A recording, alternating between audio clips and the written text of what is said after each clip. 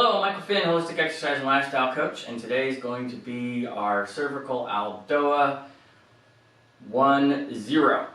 So this is our atlas at the very top of our cervical spine, just below the skull, and this vertebra basically controls a lot of what's happening throughout the rest of your spine as well as the rest of your body. And so if this cervical spine portion and vertebra gets out of alignment, it's very hard to get your body to function very well. So if you have discomfort, dizziness, nausea, anything like that when doing this, number one, I recommend you don't do it, and number two, I recommend you reach out to somebody like me or a Nuka chiropractor or a physiotherapist, someone that has experience with dealing with the atlas in the cervical spine, so that they can help you put it back in the right place, because it will help your entire body function better.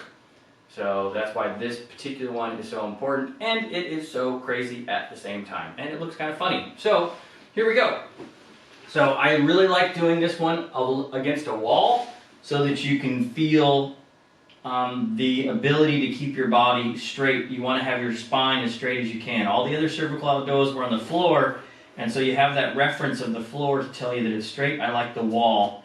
So I'm laying on my right side with my back against the wall. I've got my right arm extended out above my head so that my right arm is straight and my head is resting on my right arm.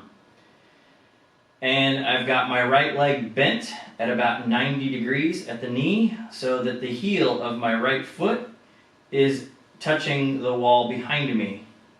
And that way I know that that foot is in the same alignment as my spine, because that's where we want it to be.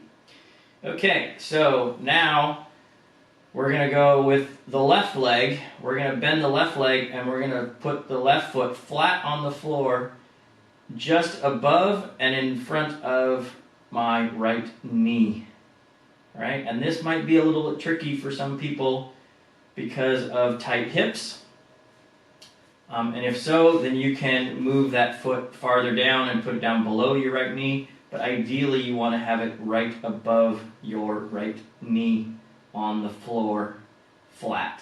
So, and trying to keep pressure into the big toe of that left foot. All right, now the left arm is going to go up above your head, but you're going to put your hand flat on the floor so that your fingers are right underneath your right ear while your head's against the wall, and so I have my right arm pulled away from the wall just a little bit so that I can get my left hand back there, and my fingers are spread out. I know it's kind of hard to see that way, but it's just like that. They're all spread out, and then I put it right underneath my head, and the back of my forearm is touching the top of my head a little bit. So I can feel my hair there up on the top of my head with the back of my forearm. So, and we want to be thinking about bringing this left elbow closer to the wall if we can, and as well as lengthening out farther above the top of our head with our left elbow. All right, so I know that's a lot, so I'm going to go through it really quick one more time. So full spine against the wall. So tailbone, middle of the spine, back of the head, all touching the wall. Back of the heel of the right foot touching the wall with the knee bent at 90 degrees.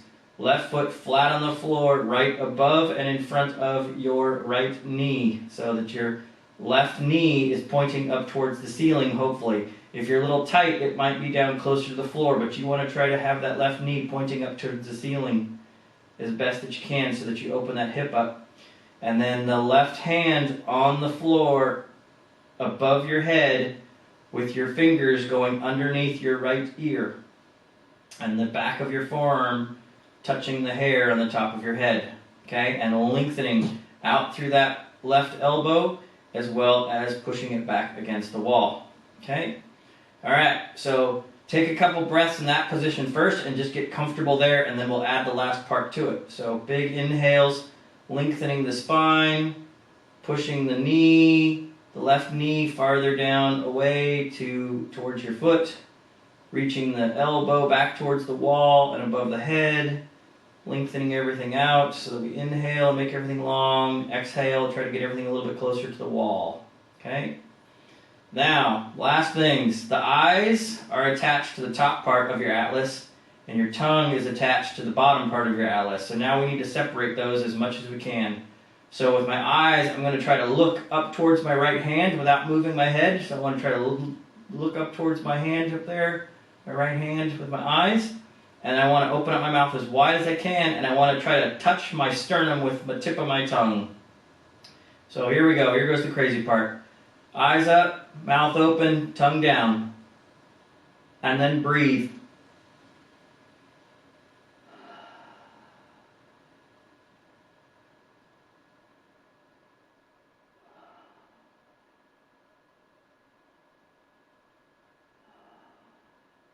Alright, so, and while you're doing that, you need to try to focus on all the other parts too. This one is complex. Practice, practice, practice, practice, practice. It takes 3 months just to get the hang of this one, alright? So, plan on spending a good year doing this to get better at it. It takes a lot of time and a lot of practice to get comfortable in this position, okay? So that's all of that. Then we get to flip over and do the other side. So come out of it nice and slow. Make sure everything feels okay and everything's kind of good, all right? I always like that particular side because it opens up that side of my atlas and it actually makes my left eye work a little bit better because that's my weaker eye. And then we're gonna flip around to the other side. So I'm on the back. My whole back, well, my tailbone, the middle of my back, the back of my head, all touching the wall. Left arm out straight above my head so that my head is resting on my left arm.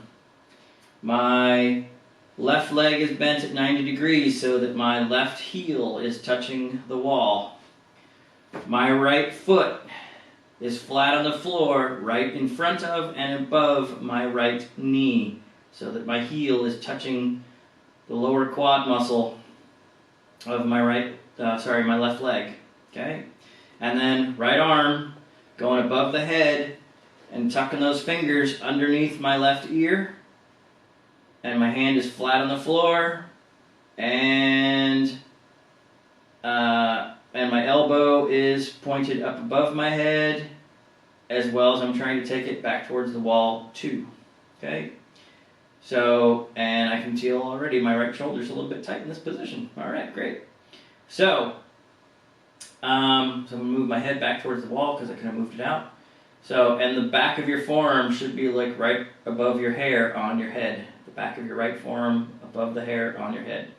Okay, so here we go. So just taking breaths and lengthening in through this position with tailbone, middle back, back of the head, all touching the wall. Try to reach the right knee towards the ceiling, keeping pressure in your toe on the floor with that right foot, as well as taking that right knee a little bit closer towards your left foot. Try to take that right elbow a little bit closer to the wall behind you, as well as reaching out farther above your head at the same time, so that you get some pulling through possibly the external shoulder rotators and some of the lat muscle as well, so that you stretch that out and lengthen out the spine. So inhale, lengthen all those points out.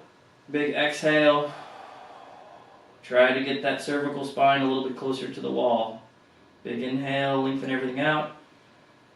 Big exhale, and try to get the cervical spine and the lumbar spine a little bit closer to the wall. Alright, and then let's add the eyes and the tongue. So the eyes are going to look up towards my left hand, stretched out above my head, and my tongue is going to go out of my wide open mouth, reaching down towards the sternum of my chest. Here we go. Eyes up, tongue down.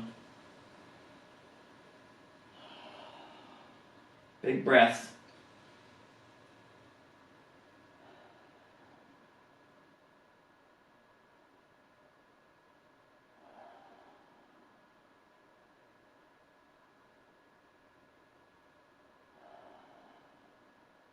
And then relax.